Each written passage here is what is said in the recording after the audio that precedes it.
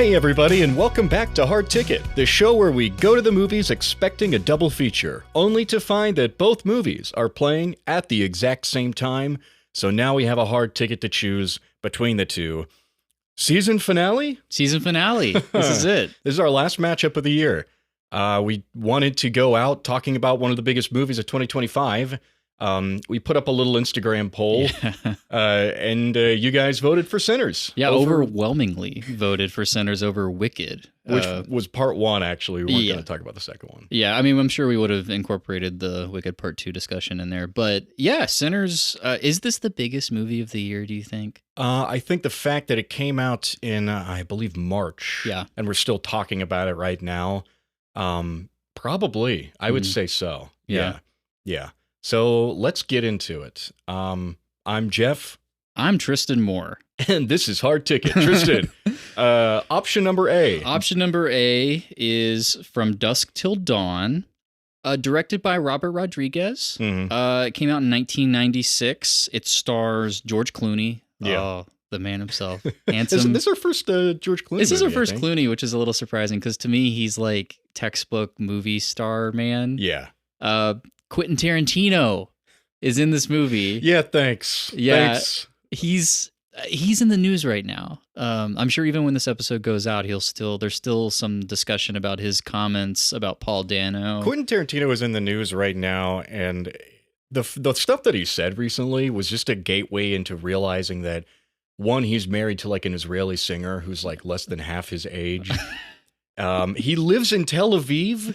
Yeah. And he talked up the IDF after the initial Hamas October attacks. Like, he went out and made a rousing speech to the boys. Like, wow. Yeah, dude, I didn't know this stuff about Tarantino, and I never liked him anyway. So it's like, the second his face showed up on screen, I was like, are they going to kill him off? Like the first scene? No. Here he is. Yeah, Tarantino, he's an interesting guy. He's in the news. He has bad politics. He likes to rage bait people. He's a provocateur. And my God. He plays a very provocative role as a sex pest in this one. Yeah. Other members of the cast in From Dusk Till Dawn, we got Harvey Keitel. Keitel? How do you pronounce it? I go back and forth. I just call him Judas. Okay. The Wolf. Juliette Lewis coming back from Christmas Vacation. Weird. I don't think I'd ever seen another Juliette Lewis movie, and now we've covered two on the podcast. Yeah, that is strange. Some other cast members, Ernest Liu as the adopted child of Harvey Keitel. The most forgettable character in the He's movie. so forgettable, and he dies like a brutal death. Salma Hayek in a very memorable role as woman who puts foot in Tarantino's mouth. One of the lucky few. Also note, I did write down her name though. It's Santanico Pandemonium, which is pretty awesome. Which I guess is a reference to a 1970s nunsploitation film, I think is what I read. All over the place. Cheech Marin, Danny Trejo, Tom Savini, Fred Williamson, tons of just cameos from like character actors and stuff like that. It's in 1996, it feels very much like it was written by Tarantino, so it does feel very much like Tarantino-esque. Yes. Yeah. Almost like a Pulp Fiction light. It starts off as a crime thriller. It's the Gecko brothers, George Clooney and Quentin Tarantino, which you can tell one of them lost the genetic lottery on that one. They're on the run because they've been racking up a pretty big body count here. Yeah, man, the way this movie starts is like they're in the middle of like a convenience store robbery / kidnapping. Yeah. And I like had to double check and be like, did I miss something? Like, this is the first scene of the movie. Oh yeah, you're starting in medias res or That's whatever. it. Yeah, and from there they're trying to get down to Mexico, right? You cross that border and you're safe. It's like the mythical safe zone. You're out of the U.S. authorities' hair. They end up kidnapping a family, Harvey Keitel's family, and I'm going to struggle with his name the whole time. Just say Keitel, like Don Cheadle. Okay. Harvey Don Keitel. They kidnap his family and they use them as hostages to get into Mexico. They go to the Titty Twister bar. Yep. And from there, this movie becomes a freaking shoot-'em-up vampire flick. Yeah, no signaling that this is where it's going. Yeah. It doesn't happen until over an hour into the movie. It happens around the 1 hour point, actually. And it's an hour 48, so it's not... So almost half the film is just something basically completely different from the start. Yes. And that's kind of what the movie's famous for. Like, I was vaguely aware of From Dusk Till Dawn before watching it. I knew enough to know that this pairing would make sense because people were saying that it would make sense. And so I know that the vampire thing came up. I was kind of shocked just how similar this film is to option number B, which is Sinners. Yeah. And Ryan Coogler did directly address, like, he was like, I grew up watching From Dusk Till Dawn, and he kind of like wanted to make it, I think. And he channels a lot of that into Sinners, which is option number B. Yes. Directed by Coogler, written by Coogler, but not starring Coogler. It stars Michael B. Jordan as the Smokestack Twins. So he's playing two characters, Smoke and Stack. Yeah. The level-headed one, coated in blue. Yeah. And the more rambunctious, free-spirited one, coated in red. It's the 1930s Jim Crow South. And these two gangsters have been pretty much working for Al Capone in Chicago. Yeah. And they have stolen from both sides, lots of beer, lots of money, and they've returned to, where does this take place, Mississippi? I think it's Mississippi, yeah. They've returned to where they're from, where everybody knows their name. They come back in. They have bought this old sawmill from a man who's a raging racist. He's literally, is he the Grand Dragon or something? Yeah, like you don't find out until, later in the movie. But yes, he's literally like... the most racist. He's the most, he's max racist. Yeah. And he's sold them the mill so that they can kill everybody there the next morning. But that night, they're having a big blowout, and they're inviting all their old friends. They're putting together a team. Team includes... Omar Benson Miller as Cornbread, the sharecropper. Delroy Lindo as Delta Slim, the drunk and the harmonica player. They're ladies who they have copious issues with. Mary, Stack's ex-girlfriend, played by Haley Steinfeld. And Annie, Smoke's wife, who he's estranged with, played by Wunmi Mosaku. I believe I'm saying that right. Yeah. And, their team is not complete without their cousin, Sammy, preacher boy, who is wanting to play guitar and have a big night celebrating music and black culture and partying and a night of sin, one might say. Yeah. But the pieces aren't set all the way up until we're introduced to a character played by Jack O'Connell. His name is Remick. Yeah. Remick the Vampire is what I wrote down, who's being pursued by the Choctaw Indians. Takes refuge in a house with a couple of clan members who give him shelter, and the Choctaw say, well, he's your problem now, and they leave. They get turned into vampires, and it's a night of, it becomes the same siege as it was at the Titty Twister almost 20 years ago. Yeah, Juke Joint versus Titty Twister. 30 years ago. 30 years ago, yeah. There's a 30-year gap between these two films, almost. It's 29 years, I think. Yes. The similarities, because I was just like, oh, the vampire thing. You watch Sinners, and I saw the trailer before watching Sinners, and I knew it was going to be like a supernatural thing. And then Remick shows up, he literally drops into the film. Yep. Which is very memorable to me, just him just jumping into frame. It really just feels like this is the last domino we have to set up. Yes, that's exactly what it is. And then you tip that domino and everything goes. And so you do kind of get set up with the vampire thing. It's not as unexpected. But when I watched From Dusk Till Dawn and saw that it was about two brothers who are on the run from the law. I mean, they're on the run from the law. The ones from Sinners are like running from Al Capone's gang and stuff. But they're two criminals who are trying to either get to a club or bar, or trying to establish their own club or bar, and from within that establishment, they are assaulted on all sides by vampires. I was amazed. I'm amazed, Jeff. I thought it was just like maybe the premise, just the vampire thing would be it, but no. No, well, they're both like siege movies. I made a note that From Dusk Till Dawn, I was like, this would make a good matchup with Shaun of the Dead or Green Room or something like that, where the thread is different, but the principle is the same. They're they're boarded up and they are just trying to make it to the next day. I'm glad that these movies are so similar because we didn't approve this matchup. We didn't talk about this in our regular kind of process. Yeah. We were just like, oh, we got to do something at the end of the year. And I was like busy with some coursework. And you were like, we'll do this one. I didn't even look at it. I didn't know anything about From Dusk Till Dawn. Yeah, it came down between Wicked and Wonka.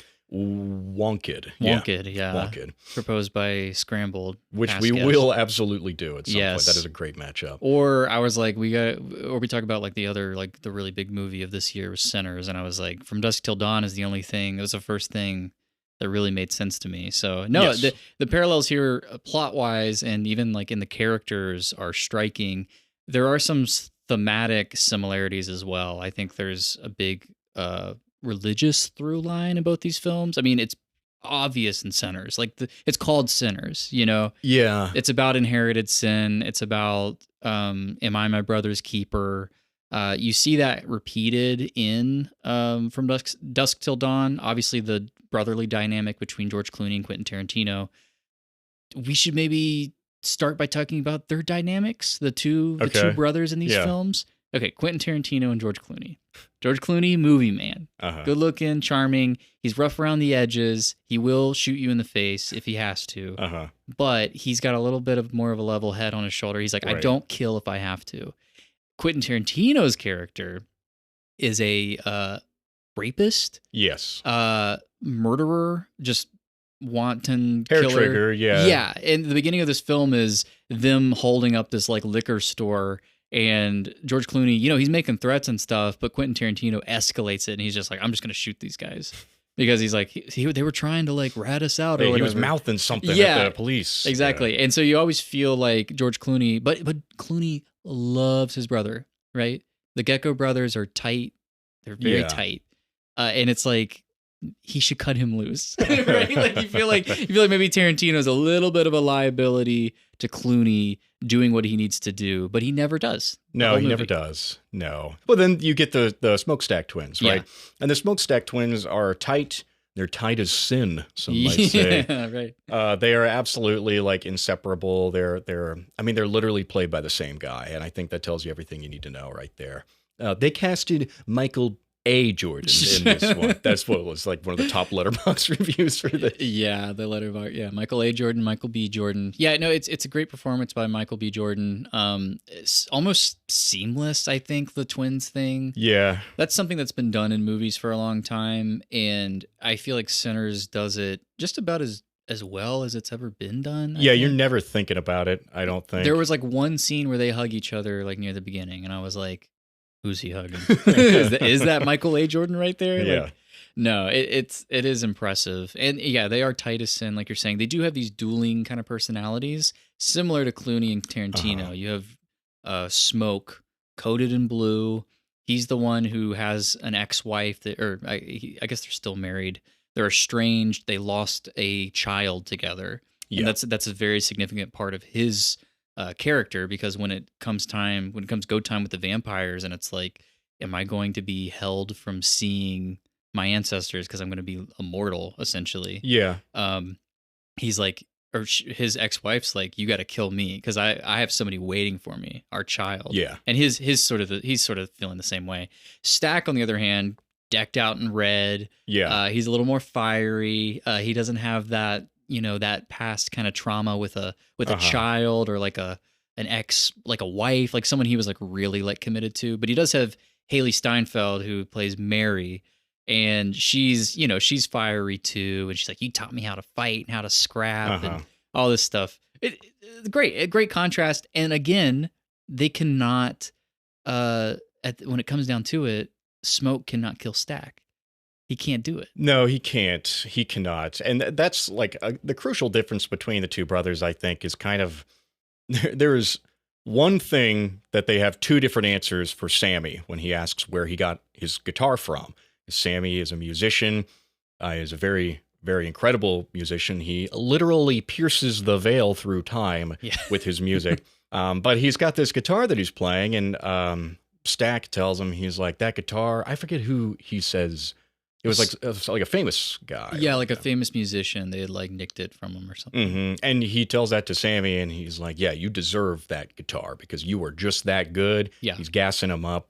At the end of the movie, after everything has happened, Smoke is like, that son of a bitch, he told you that about that guitar? That was our dad's guitar. Right. And Smoke will tell you like the cold truth, really, whereas Stack, he sort of leans into Bravado. Telling a lie that with good intentions. Yeah, and that's one, you look at the fates of these guys, like one is assimilated into this like clearly coded villainous stand-in for Christianity, while one dies with the culture that is being assimilated by it, and is lost to history because of that.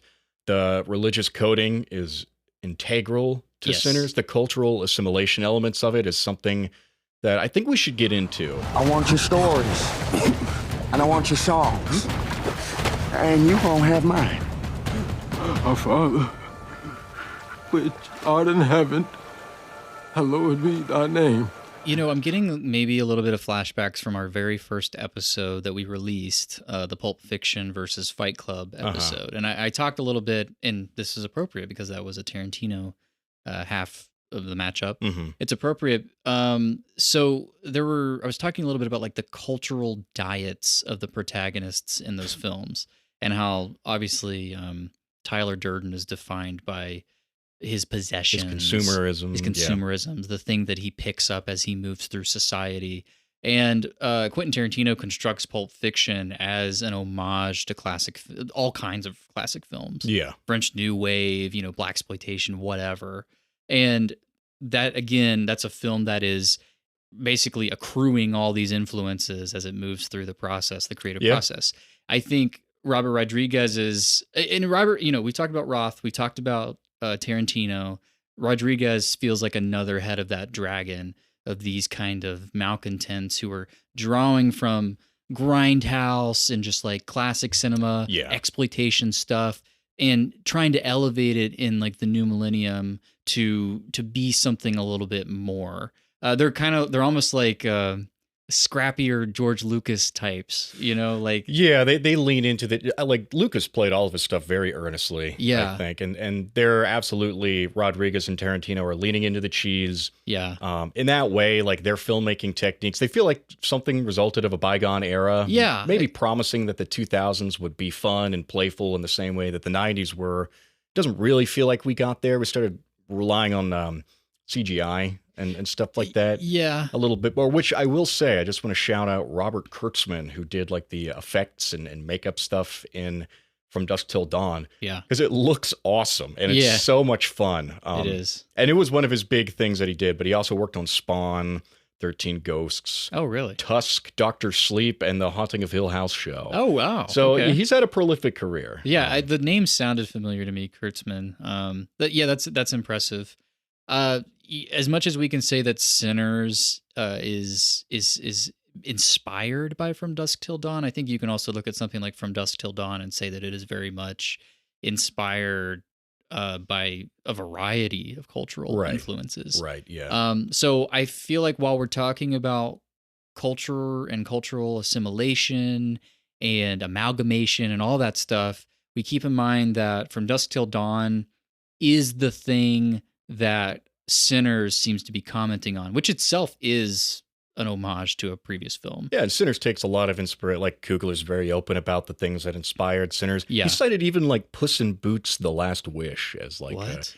Because of there's a character in that movie, personification of death, who has like this thing with his eyes where like he's mostly silhouetted or in shadow, but you can see the whites in his eyes, which is a trick that Coogler does to kind of visualize malintent in a lot of his characters. Oh.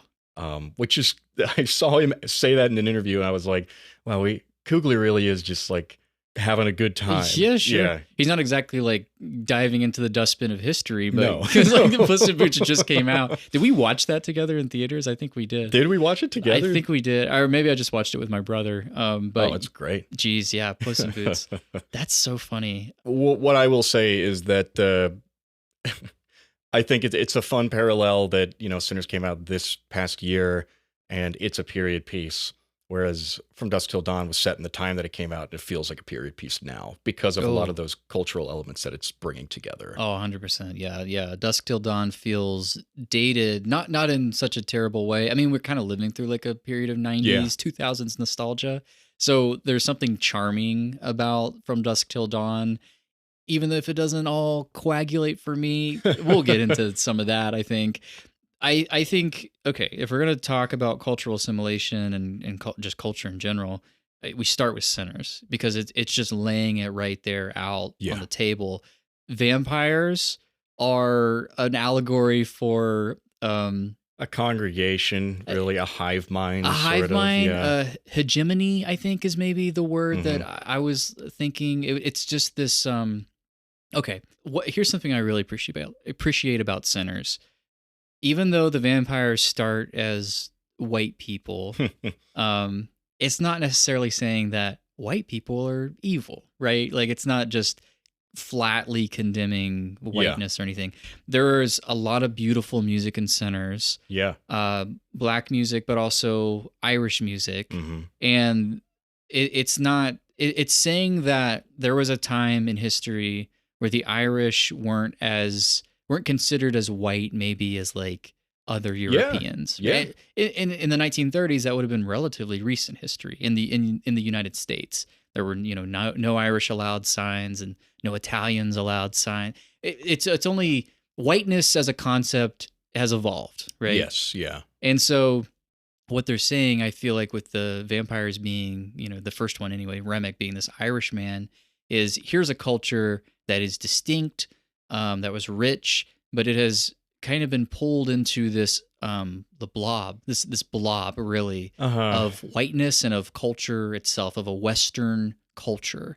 And this is what it is. They have been assimilated. The Irish have been assimilated. Nowadays, you can talk to people in America and they'd be like, oh, I'm Scotch Irish or I'm German. Right. How many people are actually like connected to those roots? Yeah. And this is something that you hear about, like if you read like message boards or things on like Reddit or whatever, like Europeans being like, they laugh at the idea of Americans being like, oh, I'm Scotch Irish or I'm, French or what. Yeah. It's like, no, you're not. You're American. You're American. You've been pulled into this melting pot. In some ways, a good thing, I think. It's seductive, right? The melting pot is seductive. It disconnects you from the roots. I think the through line that Coogler is pulling on the cultural assimilation themes with is music. That's a huge theme in Sinners as well. Yes. You get like glimpses at hoodoo, which is practiced by Annie. So there's a little bit of religion is all over the place in this movie as well. But music, especially through Sammy, is the big thing. The vampires sing Irish tunes to clue you in that they are of Irish heritage, because Irish people also have a history of exploitation. Yes. They were working class. They were paid. Irish were paid in scrip, right? Sure. I mean, scrip, you and I are from West Virginia. Scrip is an important part of our state's heritage. It was something that companies paid to coal miners, for example, and basically they could only spend it at the company store. It was a way of controlling their capital and making sure they could never branch out from their employment. Yeah. And I'm not going to sit here and say like Appalachia is necessarily like, a culture. It kind of is. It's like a subculture of American culture, but it's not like, I surely have ancestry that, people in my family who worked in the coal mines generations past, that's somewhere in my blood there, but I'm not going to say like I have a history of oppression in my family or anything like that. But some of the music in Sinners reminds me of the blues music that my dad played when I was a kid. He was in a blues band, and their name was literally White Molasses. Oh, wow. Which is so, I think, thematically potent and concerning, like the conversations we're having, and music being a touchstone of cultural assimilation in this movie. I mean, the Remick, the vampire, while he's trying to seduce Sammy at the very end, he says, I want your stories and I want your songs.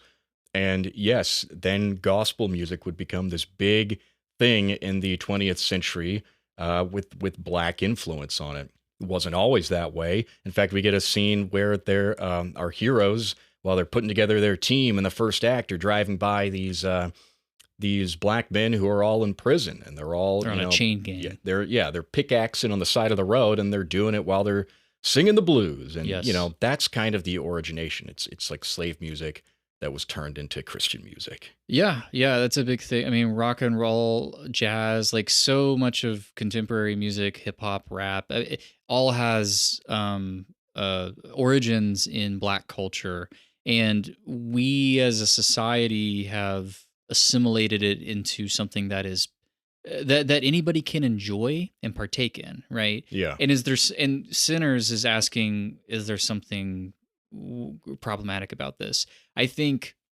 the melting pot, like I was saying, I think it's a seductive idea.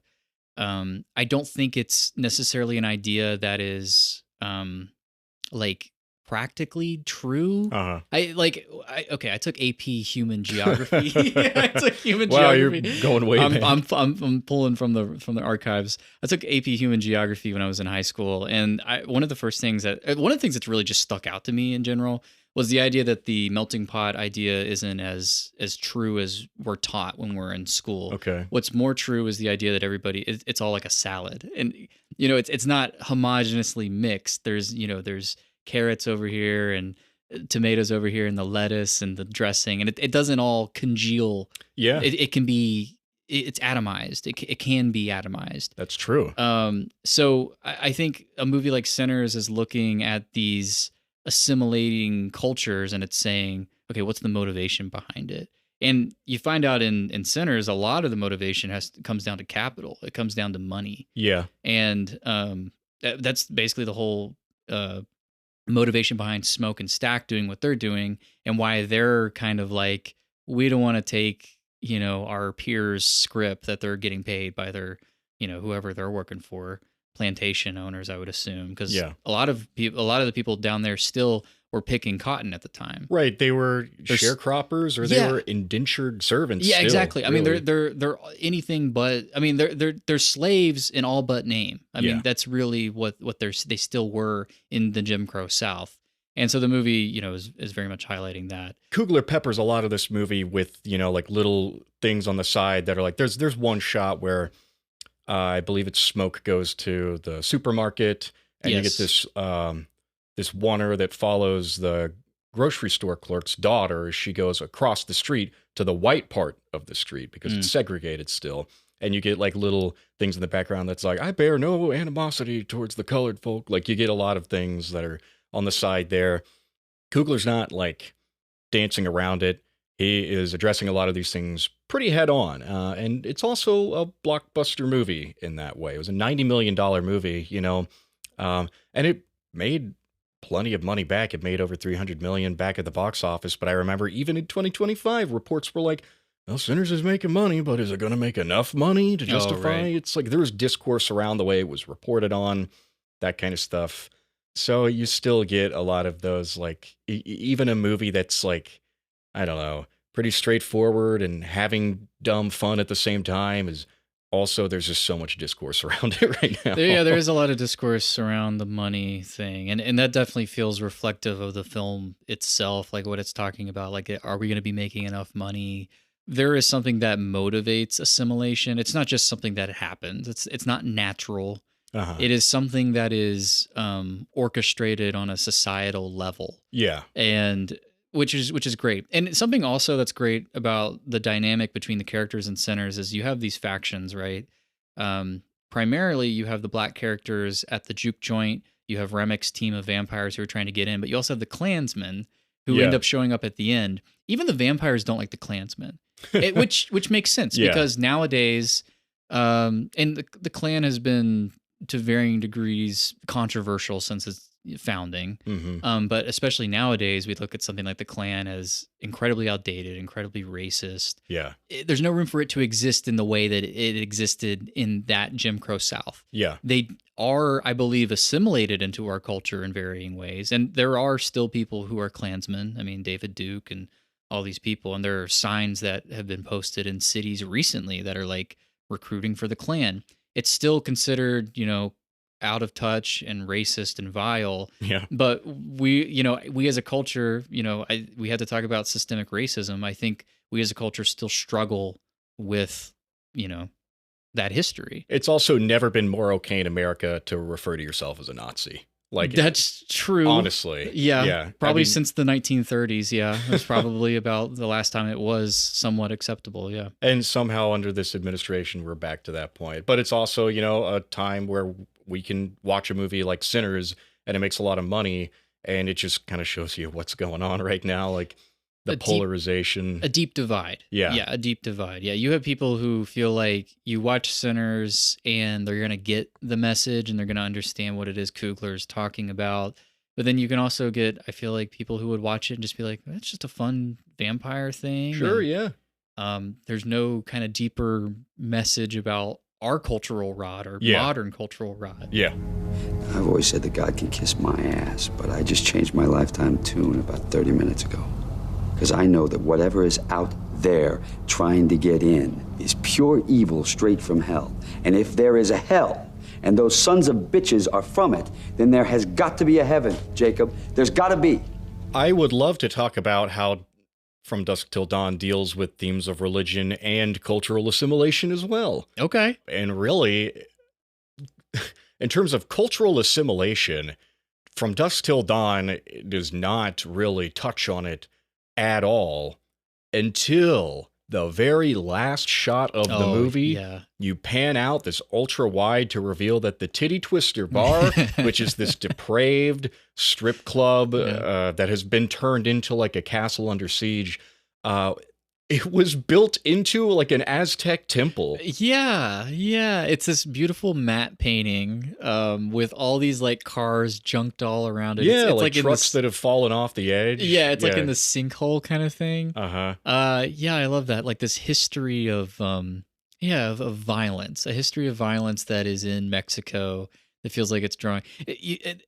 Maybe there is something here with these two white boys coming down to Mexico and bringing all their guns and their bad will and ready to pick a fight. Maybe there is something there, and then you find out that surprise, surprise, they were doing it on top of like an Aztec or Mayan temple from long ago. It's great. It is a great ending to the film. I thought that was a brilliant way to end it personally, yes. And it actually does kind of tie in a lot of the themes that Sinners is kind of about that. It's a movie about those things. Mm-hmm. You could say From Dusk Till Dawn, it's like a punctuation mark, an exclamation mark, maybe a question mark. But at the same time, I think it's so appropriate.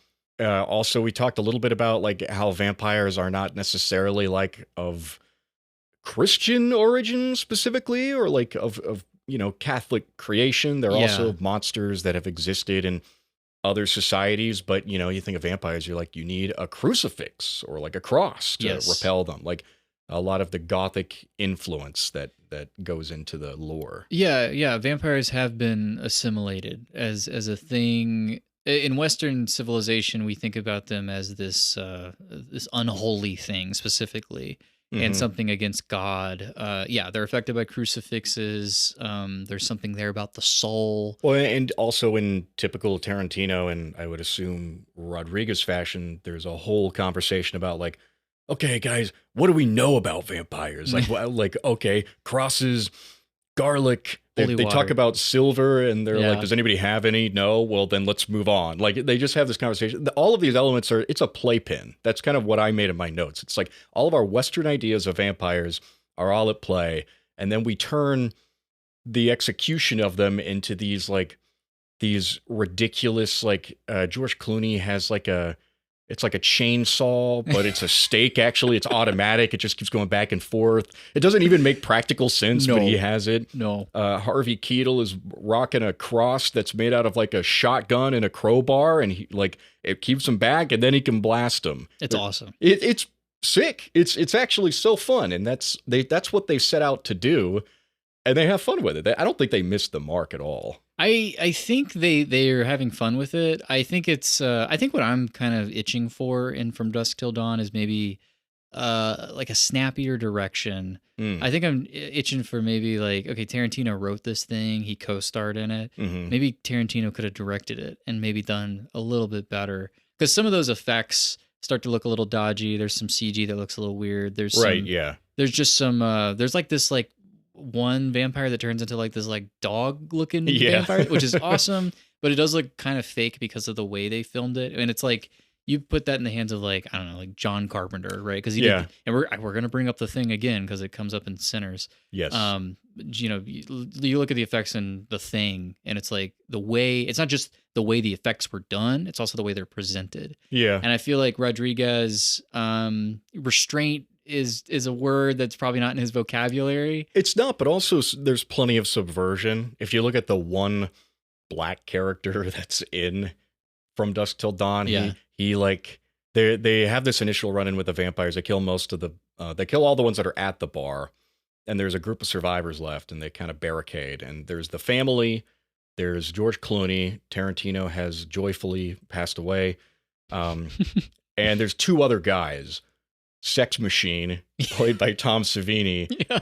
And Frost, played by Fred Williamson. And Frost, they're like, "Hey, what's your story?" And he looks at him and he's like, "I was in Nam." He was in Nam. He was in Nam. And when he starts talking, we cut away to Tom Savini, who's been bitten.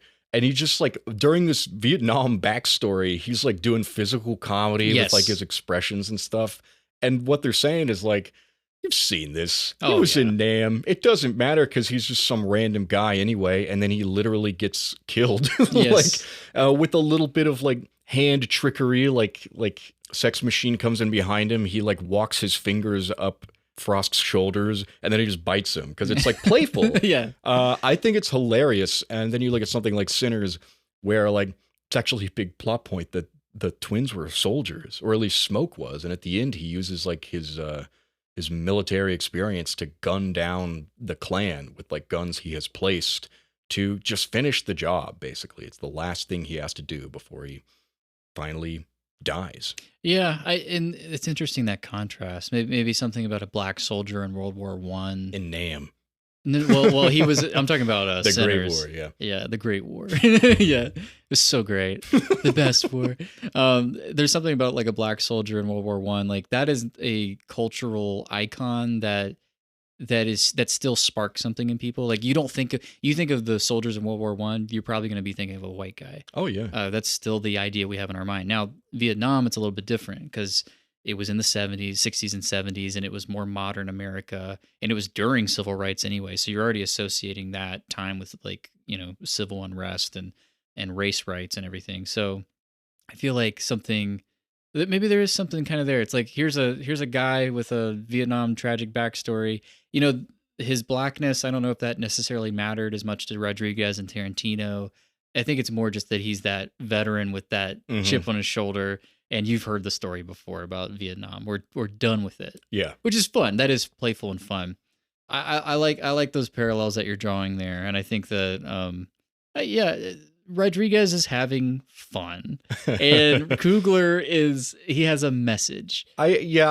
Sinners has fun moments. I don't know if I'd call it fun. I mean, he does like point blank range machine gun kill the Grand Wizard of That's the funnest part of the movie. Yeah, that's the best part of the movie. And I'm so glad they include that in the movie because you just need a little bit of catharsis at the end because it's a little too depressing. A little downbeat, yeah. Maybe it would have been more true to life, but it's still great. We always love seeing Klan members get gunned down en masse. Like, always do it. Yeah. I think all movies maybe should end that way.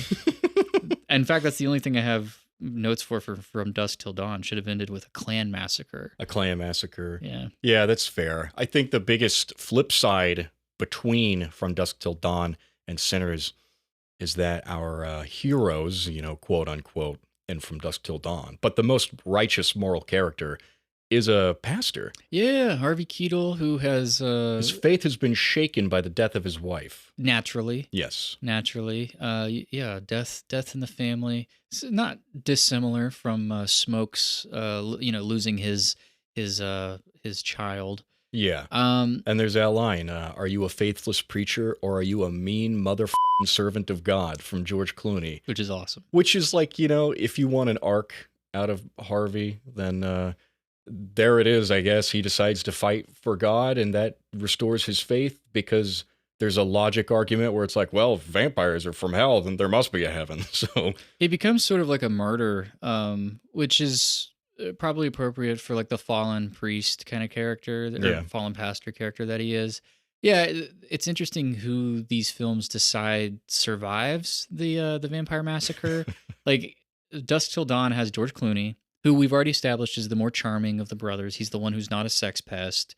He's the one who only kills if he has to. But he also forgives his brother very easily for murder and rape. He is his brother's keeper. Yes. He is. Yes. There is something kind of biblical there. You know, they're not like a Cain and Abel relationship. There is something more this is soulful. Wholesome. Wholesome, yeah. I forgive you, my brother, sucking on toes and whatever. Oh, man. George Clooney's sort of like a Han Solo, like in this movie. Like he's a scoundrel with a heart of gold, kind of. Yeah. And Juliette Lewis, who plays the daughter of Keitel's pastor, she's like your unsullied virgin in a way. And by the end of this film, she's covered in blood and she's been through hell, almost literally. And she gets to survive as well. Right. And so there's something there about like she's sort of like a final girl. I guess you could kind of think of her in that way. Sure. Yeah. Final plus one, I guess. Well, if you want to do the horror thing, she's the final girl, and George Clooney's like your Ash Williams kind of character. Yeah. There's something. He's almost like not a character. He's like a symbol. I don't. He's George Clooney. He's like playing himself. Clooney, he almost always just plays himself. Yeah, you know? he's movie man. Yeah. He's what was he on? ER or whatever. Like I don't know. Yeah, soap opera guy. Yeah. Michael Clayton. That's who he is. That's who he is. And you look at Sinners. Who survives Sinners? You get Smoke initially survives until he has to Chooses to keep fighting. He chooses to keep fighting. Again, a martyr character, I think, in a lot of ways. I think there are a lot of similarities you can draw between Smoke and Harvey Keitel's character. But really the only survivor is Sammy Moore, Preacher Boy. And he will not be assimilated. He will not be fully assimilated. Right. He does continue to live on. It's funny because the beginning of Sinners has him walking into his dad's church. And his dad is a pastor. And he's basically begging his son to drop the guitar and what's left of the guitar. What's left of the guitar that he smashed over Remick's face, which is awesome. You don't know what's happened, but you get cuts between his father and Remick. They're like flashes, frame flashes, basically. Yes. And when I first watched the movie, I was like, okay, yeah, this is a cool little setup thing that we're going to get to. But on the rewatch, I was looking at his father, and the same effect on the vampire's eyes are on the preacher's eyes, which is that you can see the little light in them. Really? Same with the vampires. Oh, yeah. I did not notice that at all. Yeah. That's interesting. That's interesting that you say that. That makes me kind of rethink some of what I was kind of going for. Because to me, it seems like Coogler he's not like saying, he's not condemning the characters for doing the juke joint necessarily. No. But he is suggesting that when you do this, you're opening yourself up to something evil. But it's almost like it's a necessity, right? Because Sammy Moore's art, his music, his singing is what invites the vampires in. It's something that the vampires want. That's what they want. But it's also something that's deeply resonant. You have that music of the ancestors scene in Sinners, which is probably, if Sinners is the movie of the year, that's the scene of the year. It was the most talked about scene. Yes. And it's the one, I have some issues with the way Sinners is directed. I think it's directed a little conservatively. Like there's not a lot of like flourishes, like formal flourishes. I feel like if it's a film that is talking about like cultural influence, maybe there would be some callbacks in the filmmaking language itself. Sure. But Coogler doesn't really let the camera off the chain until that scene specifically, which actually elevates it. It makes it stand out. You have the camera kind of floating all around this it's polished in this that dance way. scene. Yeah, it's a literal barn burner of a scene, and you get all these people from different time periods come together into this one. I think it's it's on the nose. I think there maybe could have been a better way of communicating it, but I think the simplicity of it, there's power there too. Yeah. Great scene. If you look at this tension that Sammy Moore, Preacher Boy, is being pulled, he's being pulled in the direction of the cultural debauchery of the Smokestack twins, and he's being pulled into like the cultural piety of his father. And at the end, he doesn't go with either. He doesn't stick with the Smokestack twins. He doesn't stick with his father in Southern, the Deep South, just playing church music. He does become a star. We end the film in the 90s with him singing his his music. And As played by Buddy Guy. as played by Buddy Real Guy. life star. That's a real name, Buddy Guy. It's interesting because it's like, is he assimilated?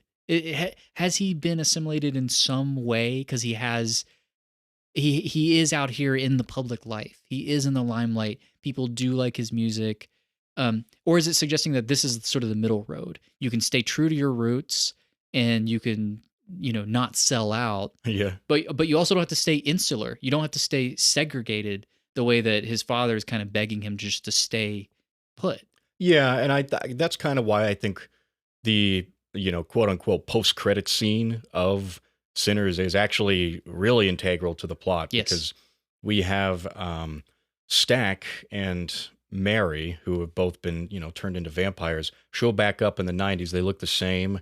They haven't aged, but they're decked out in 90s gear. Like Stack kind of looks like a Will Smith kind of character. Yeah, it looks like the Fresh Prince a little bit. Right. And because they're assimilated, they blend right in. And you have aged Sammy, who kind of feels like the dying breath of the culture that was, on full display during that night. He even says, like, before shit hit the fan, that was the greatest day of my life. The greatest day of his life, yeah. You're right. He is on his, he's on his last kind of tour, I think Stack smells him basically, and he's like, you don't got much longer to live, old man. But his music will live on, Right. he has achieved, there's a reason that his music has achieved the success it has. It's because it is resonant, because there is something powerful there. And so even though Sammy Moore will die, his music will live on. And his music will live on, but he himself won't. Right. Vampires, that's like the whole thing. They're stuck on Earth. They're immortal, but they have no soul.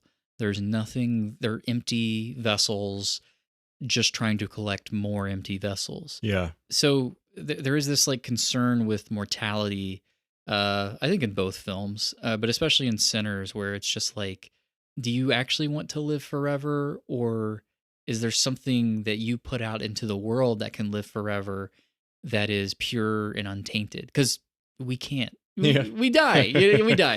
Yeah. Yeah. I think there's something kind of interesting there, really resonant. Yeah. It'll live on, and who knows who will play it. And I wonder if White Molasses ever covered any Buddy Guy song. Imagine your dad at the end of. My dad's he's got an okay voice. No, your dad has a great voice. Yeah, it's fine. No.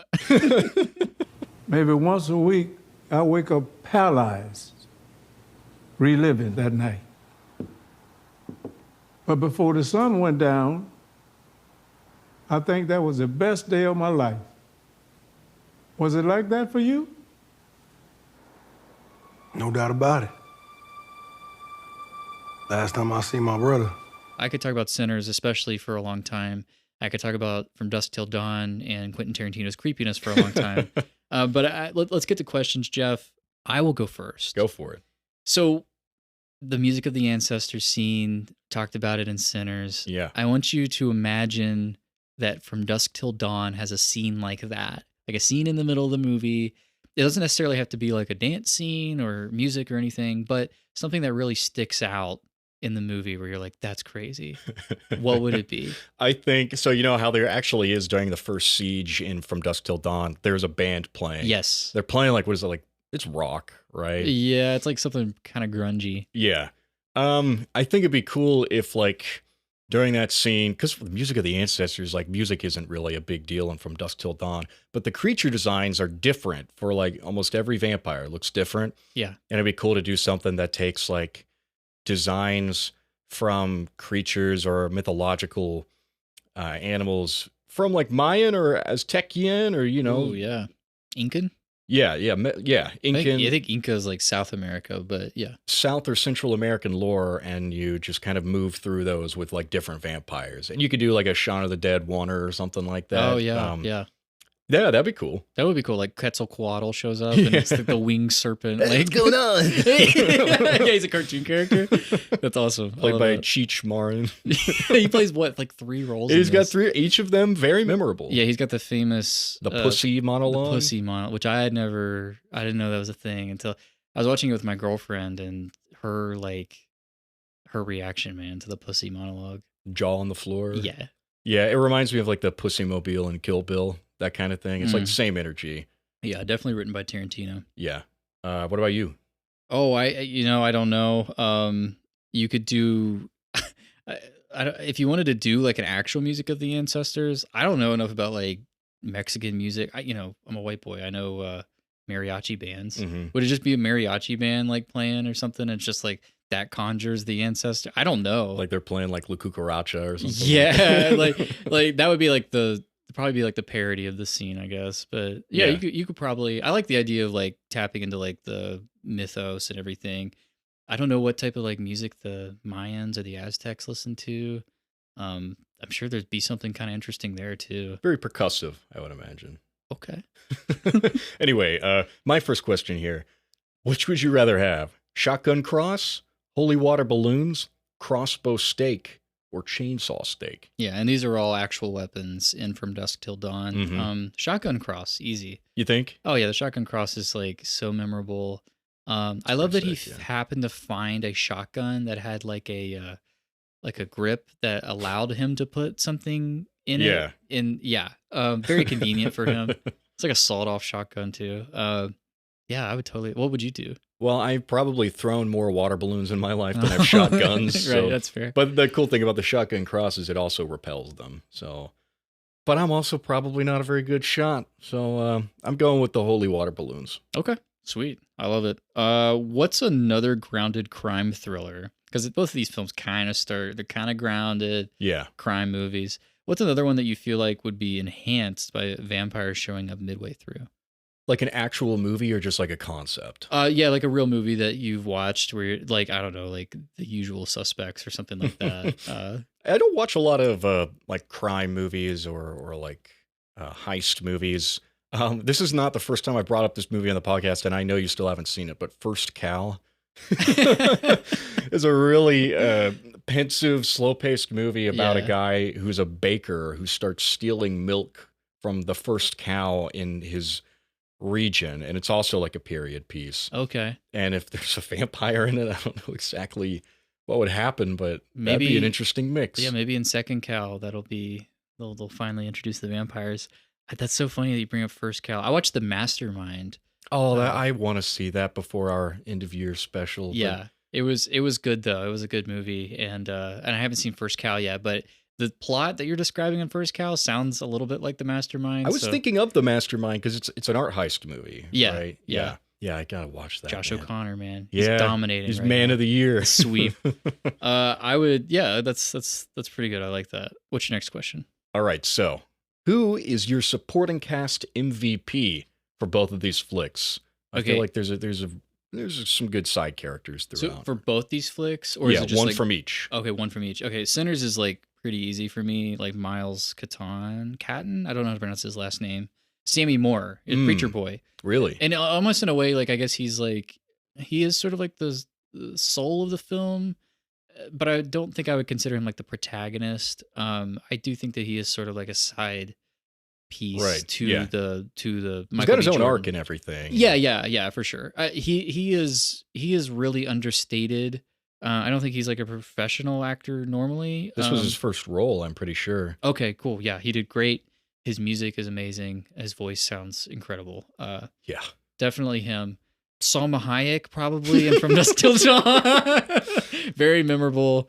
Single scene, yeah. She comes out with a Burmese python, I think. Yes. Wrapped around her, like an albino Burmese, which brilliant. Okay, snakes in these movies, right? Because like there's that scene where Michael B. Jordan and Michael A. Jordan kill the Jordan brothers. Kill the rattlesnake. Uh-huh. Always bothered me that it's like a CGI rattlesnake, but whatever. What can you do? Very, Genesis, first sin, original sin kind of thing. And From Dusk Till Dawn, Salma Hayek comes out with the snake. I was like, oh, the snake, like symbolism. I love it with the sinning and all that stuff. Then Tarantino chokes on her foot afterwards. That scene, because Tarantino wrote the damn thing too, and that's probably like one of the most famous things about this movie, right? Yeah, the things that I knew about this movie were Salma Hayek and the vampires, and that Salma Hayek is a vampire, and obviously that Quentin Tarantino goes to town on those dogs. Those little piggies. He slobs on those dogs. He does, yeah. And that's the turning point, too, because she turns into a vampire right then, and she's like the first vampire. What else up. do you want her to do though? Like she gets her knob sucked on by. I'm just coming up with like terms for this. Yeah. She gets her toes sucked on like Tarantino. Like I would turn into a vampire also immediately. Yeah. So my MVPs for these movies. I asked this question because on this rewatch of Sinners for me, I've seen it twice now, really 2.5 times. I caught a couple scenes when a friend of mine was watching it on my couch a few months back. My supporting MVP is Delroy Lindo, who plays Delta Slim, the harmonica player and also the drunk. Okay. Yeah, he's pretty fun. He's just like he sells the seriousness of his like kind of dreary existence, but he also like he has so many lines where he's just I don't know. He's so entertaining on screen. I think, yeah, I like him. I especially like his like introductory scene. Mhm. I think he becomes a little bit just like rote comedy relief when the vampires attack. And it's something that we kind of brushed over in our actual discussion, but like these films change when the vampires attack, like Very drastically. very drastically. And I Yeah. feel like some of the characters change. And one of them is what's his name? Fred? The character's name is Delta Slim. Delta Slim. Yeah. Yeah, I do feel like he kind of changes into more of just like a basic, because they have that scene with the garlic and it's straight out of The Thing. Where like everybody has to eat garlic. You could cut that scene. Yeah. You don't need that Yeah, scene. you probably didn't need that scene. That's a little silly. But whatever. Yeah. Well, my MVP from Dusk Till Dawn is Tom Savini's Sex Machine. His sex machine. He's got a cock gun, which no one can ever make fun of me again for suggesting that. The phallic association. Straight out of a with dream guns. I once had. Yeah, I love it. It's love great. it. He's great in it. That is straight Tarantino. Yeah. Just eliminate the subtext. Whatever. Who cares? I know writers who use subtext and they're all cowards. How does Sinners change if you make the Smokestack twins as unlikable as the Gecko brothers? Yeah, man, that sucks. Yeah, right. That really sucks because then if they're like that, I feel like the slaughter has to be the event. You know, it has to be like you focus all of the film on just the action portion of it, and you don't care whether they live or die. And then Sammy becomes the through line. Did you care if George Clooney lived or died? No. Really? Well, I like George Clooney because he's charismatic on screen. Yeah. Right? I don't know a George Clooney role that I've watched that I haven't enjoyed him in. So I wanted him to be on screen because I just like him as an actor, but his character is like, I don't give a shit about his character, Okay. really. In Sinners, like if you make the Smokestack twins unlikable, the thing that is being assimilated it's not tragic anymore. Sure. Or it could even be like, talk about how Christianity swallows up all these cultural elements. It also swallows like all the hateful elements as well. Like the KKK was founded in Christian beliefs as well. Not to say that it represents the Sure. broad views in the same way that like ISIS or Al Qaeda don't represent like the broader views of their religions, that Sure. kind of thing. Yeah. But you lose a lot of the tragedy in what you're losing in Sinners if your protagonists are unlikable, That's fair. Yeah. Even though they are like criminals and they do like shoot two guys who are trying to rob whiskey from them at the Right. beginning. Yeah. They're still broadly likable because they're like, oh, I got to do it to protect my reputation. And they only kind of like shoot their legs. They don't they don't kill them. Right. And then he like pays off the store owner and he's like, make sure they get medical assistance. So, Yeah. yeah. It's interesting that Coogler feels like they can't be too unlikable. Yeah. It's a fine line to walk. And I would be interested in seeing a version of Sinners where the characters were maybe a little less likable. That's true. I think Coogler pulls it off. I think he he does. strikes the balance. Sure. No, it's a easy watchable film. So yeah, of course. So my third question here. We got Ryan Coogler directly shouting out From Dusk Till Dawn as a major influence on Sinners. Give me a cult classic from the 90s or before that you'd like to see an auteur follow up on in 2025. I could give you an example of kind of what I'm going for here. Like, I would love to see The Mask updated by like Edgar Wright or something like that. Wouldn't that be sick? Like the Mask is, it is kind of a cult movie. It's kind of mainstream as well, but like, Yeah. I don't know, give it to Edgar Wright or something like that. Give it to Christopher Nolan so it's all practical. Yeah. I like that. I like that idea. Okay. You and I have seen this movie. I think you've seen it twice. Second Glance. Oh, yeah, the one with David A.R. White. David A.R. White, classic God's Not Dead protagonist. Well, he was just a side character. Now he's like the main character of the saga. I think we can call it that. The mythos. Yes. Yeah. The epic that is the God's Not Dead 5-film collection. Right. And second glance is like David A.R. White if he was Jimmy Stewart in It's a Wonderful Life. Yes. I would like to see that remade. Or you know, like someone to take inspiration from it, I guess. And Who, maybe Coogler himself. it would be really interesting to see like a high profile director take it. Zack Snyder. Oh, man. Yeah. Dude, give it to Zack Snyder. Well, you know, the original second glance is like 50 minutes. So Yeah. Snyder's would be like 4 hours. Right? Oh, man. God. Yeah. Good one. Good choice. Could Ryan Coogler play Michael B. Jordan's brother in Sinners? Has Coogler acted? I don't know. So you're like, you know, Tarantino wrote Yes. From Dusk Till Dawn and decided to put himself in the role where he got to. Suck. Both like literally and metaphorically. Yeah. Could Coogler? I don't know. I don't want anybody but Jordan in that role. He's so like in both roles, he plays the part so well, and I think it's important that they are twins. I think they balance is. each other out so well. It is, yeah. They are like a dichotomy. No, I think you're right. I think you put Coogler or just because like Coogler, yeah, he's probably not like an actual actor. He would just be like, I'm just imagining though, like one half of the Smokestack twins just not as charismatic as the other, just like Tarantino and you know Clooney. I just think it would be kind of be interesting. There are parts of me that look at Sinners and I think this is too polished. It's too watchable. It's too good. Yeah. And maybe we need to, because it feels like it's set up that way. And like maybe we need to sabotage it a little bit and see if it still plays, you know? Yeah. I could see that. I could see the overproduced argument. I like poking holes and shit. Well, there's some scenes in Sinners where like the effects work are pretty shoddy. There's like some scenes where they're like driving through some fields and it looks like it's either green screen or the volume. I'm not sure. It's a lot less effects driven than something like From Dusk Till Dawn. Yeah. You get the feeling that's kind of like Robert Kurtzman. He was like, basically, the story was by him. Tarantino wrote the script, but it was based on his story. Right. So you get the feeling he... FX showcase right there. Right. Yeah. Yeah. And Tarantino's like, add a couple feet and we got ourselves a picture. Yeah.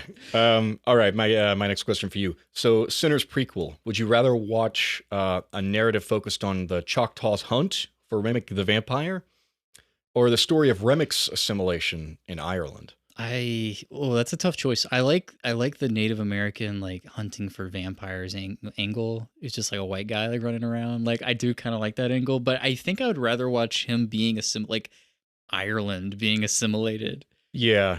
Into white culture. I don't know what exactly that would look like, but it'd be cool. Like there'd be a lot of because you know this is like a period piece vampire story. It takes place in like the Jim Crow South. You get like Ireland, old school, you know, and you get a lot of cool. I just love seeing Ireland in movies. It's so beautiful there. I think the Choctaw story would be interesting, but like, you know, Remick can't be the main vampire because they just abandoned him. Like if the movie ended, they were like, well, we lost him. Yeah. Like, that would be kind of lame. Yeah, it would be kind of lame. I also really like Jack O'Connell in this role because he's just giving it his all and having a good time. He's really good. He's definitely like the standout villain besides Quentin Tarantino. in real life. Yeah, in real life. All right. The next question, my last question. Mm-hmm. It says something about 2025 that Sinners is probably the most talked about film of the year. Yes. We can agree on that. What would it have said about 1996 if From Dusk Till Dawn was the most talked about movie of that year? I don't know, man. Like, it would have been... Sinners is a very thematically potent movie, and From Dusk Till Dawn, like, it doesn't play with themes as much, so it's kind of empty a little bit. I don't want to call it, like, completely empty. I do think there's some good stuff there. Sure. No, it's not, like, completely empty. It's just, like, I would probably just say that people in 96 were, like, obsessed with, like, feet. Or something. I don't know. Probably something more like practical effects. Like if that was like what people were more interested in movies in the 90s and it was practical effects, then you would be looking at breakthroughs in visual advancement in film. Yeah, 96 was like a huge year. here are some of like the top films. These are like films that we still talk about today. Scream, Fargo, Train Spotting, Mission Impossible, Happy Gilmore, Crash, Independence Day. We covered that on this show. Yeah. Space Jam, Twister, Jerry Maguire, Mars Attacks. I mean, lots of stuff here. Hard Eight. That's PTA's debut, isn't it? It is. Yeah. The Cable Guy. I just watched that this summer. Well, yeah, and the people who worked on this, besides Tarantino, they went on to work on a lot of films that were heavy into effects and set design and a lot of the practical stuff. Like the guy who shot it, his name is Guillermo Navarro, but he has actually worked with Del Toro on stuff like wow. Pan's Labyrinth, Devil's Backbone, Hellboy, and he also shot Spawn too. So Spawn is like a big From Dusk Till Dawn reunion kind of. We can never escape Spawn. No, we his can't. giant cape. He also shot Breaking Dawn Parts 1 and 2. So were those the most talked about movies when they came out? They're still the most talked about movies in my head. Yeah, 100%. Okay, well, that's interesting. I mean, it's been almost 30 years since From Dusk Till Dawn. It is not definitely the most talked about film from that year. I wonder in 30 years if Sinners will be still kind of the most talked about film of 2025, or if something else is going to, something more important or influential will take. I'm curious about that. Yeah, I could see A like Minecraft movie, maybe. Oh wow, it's been a long year. Oh Jesus. Yep. My last question here: how does Tarantino get somebody's foot in his mouth in Sinners? Very carefully, I think. Yeah. Deliberately. So, like Tarantino's like he's watching this movie in pre-production, like it's developing, and he's like, "I gotta get in this movie and get somebody's foot in my mouth. What am I gonna?" Is that your Tarantino impression? That is kind of like a good Tarantino. How do I get someone's foot in my mouth? Like, do you want me to say like whose foot he gets in his mouth, or like what's the scenario? What's the scenario? He like slips on a banana and like falls onto somebody's foot. Like no. So he's got to be like one of the white vampires, and when they're sieging, he's like sucking from people's feet. He's like biting them on the feet. Like that's like the most obvious answer. Yeah. He shows up with his big chin, and they're like, "Do we get a big chin if we turn into a vampire?" Remic's like, "I want your stories and I want your songs," and he wants some feet. He wants to see some toes. Oh man, I love it. Quentin Tarantino is a foot-sucking vampire. I fucking hate Quentin Tarantino, dude. Do you hate his movies though? No, I don't. But I hate yeah. the guy. It's the art and the artist argument for sure. Yeah, that's true. No, I mean we talked about Pulp Fiction. Hey, first episode we talked about Pulp Fiction, and here we are, last episode of the unofficial like season, last episode of the year.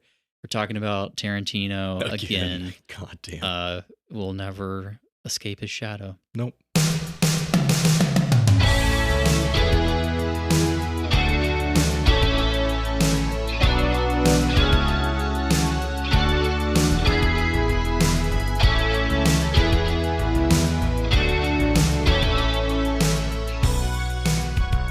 We've reached the end of Hard Ticket, and it's time, Jeff. It's the last Hard Ticket of the year.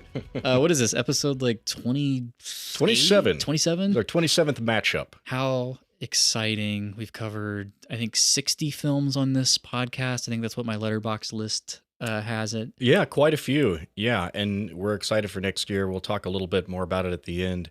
But for now, the time has come. Time has come. Jeff, what is your Hard Ticket going to?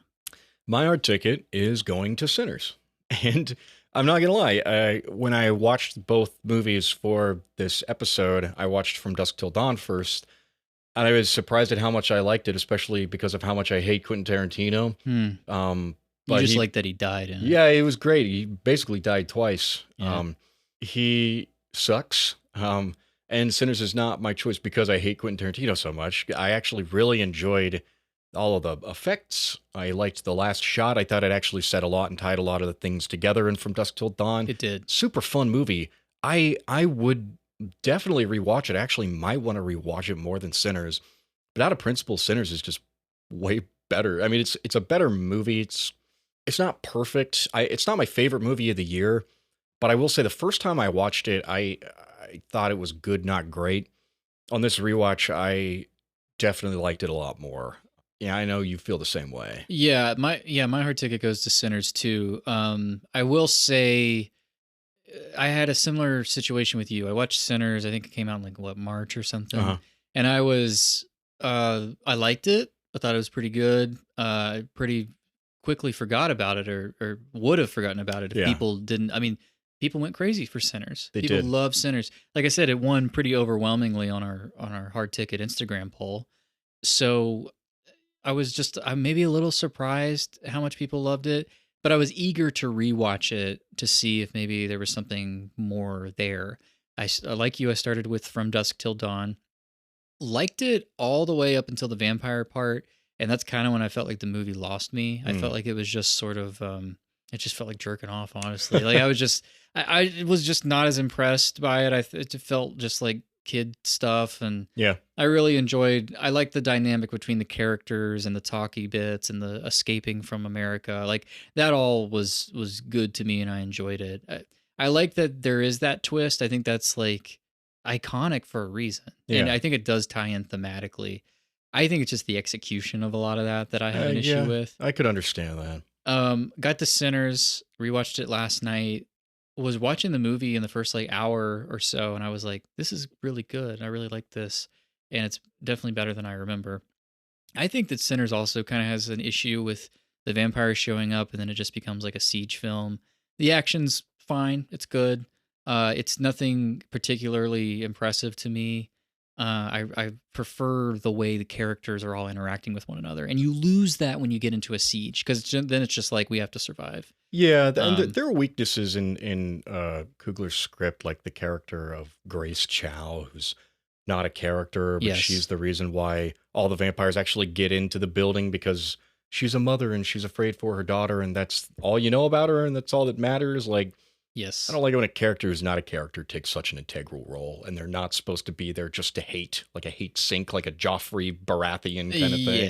Yeah, and her whole like motivation for just being like, "Come on in!" Like you could have at least just run out, I guess. Yeah.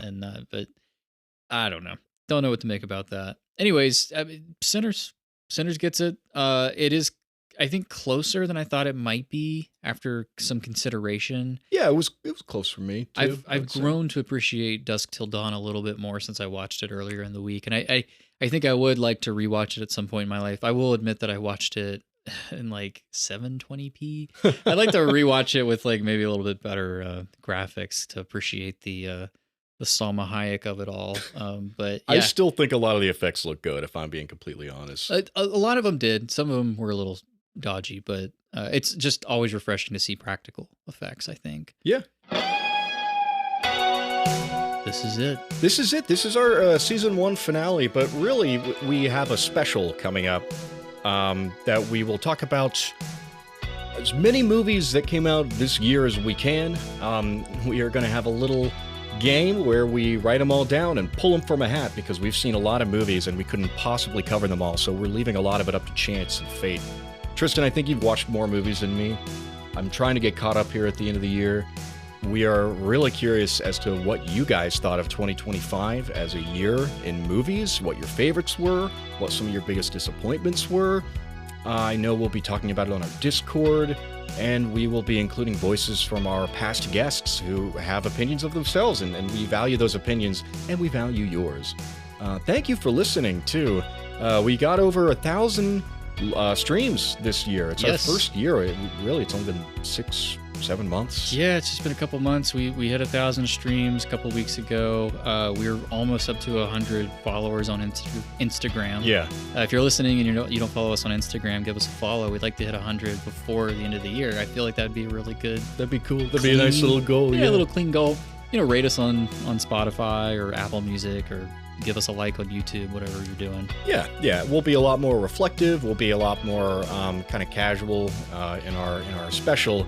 But for now, we're happy to be concluding 2025 with one of the biggest movies of the year, a movie that I think a lot of you probably saw. Yeah. And hopefully enjoyed at least as much as we did. Yes. So thanks for listening. You can follow the podcast on Instagram at Hard Ticket Pod, all lowercase, all one word. You can follow me on Letterboxd at Jeff Blogus, all lowercase, all one word. Tristan? Yeah, you can follow me on Letterboxd at Tristan M. You can follow me on Instagram at Tristan_less. as in the opposite of more. That's good. Yeah. And you can also email the podcast, hardticketpodcast@gmail.com. Send us some ideas if you want to be on the Discord. I'll send you an invite, whatever. Send us whatever, literally anything. Let us know you're out there. Yeah. Thank you, Jared Tadlock, for designing our brand elements, keeping our podcast looking fresh. Thank you, Aaron Griffin, for mixing and mastering our theme song, sung by yours truly in a truly awful falsetto. We will see you guys next year. Yeah. In a shiny new 2026. Some exciting guests, exciting episodes. Signing matchups. We can't wait. Cannot wait. Let's just do it after this. Yeah. We love you. Bye. It's a hard